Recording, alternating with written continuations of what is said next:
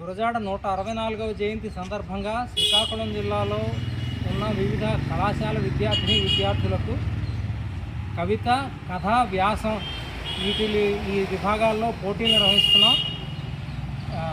కవిత ప్రస్తుత వర్తమాన సమస్యలు, నిరుద్యోగం, అవినీతి, ఈ లీకేజీలు, పేపర్ లీకులు, విద్యా విధానం ఇలాంటి అంశాల మీద విద్యార్థులు కవితని 30 పంక్తులకు మించకుండా రాయాలి.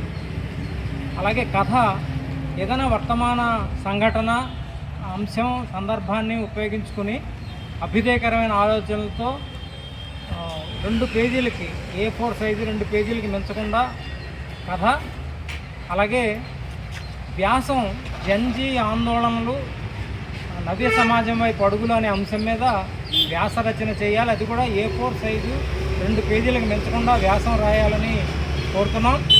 వీటిని సెప్టెంబర్ 10వ తేదీలోపుగా దిగువ ఇవ్వబడినటువంటి వాట్సాప్ నెంబర్కి కానీ, ఈమెయిల్కి కానీ, అడ్రస్కి కానీ పంపించాల్సిందిగా విద్యార్థులకి విజ్ఞప్తి చేస్తున్నాం.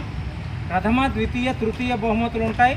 క్యాష్ అవార్డులు, అలాగే పుస్తక బహుమతులు కూడా ఉంటాయి. సర్టిఫికెట్లు, ప్రశంసా పత్రాలు కూడా ఇవ్వడం జరుగుతుంది.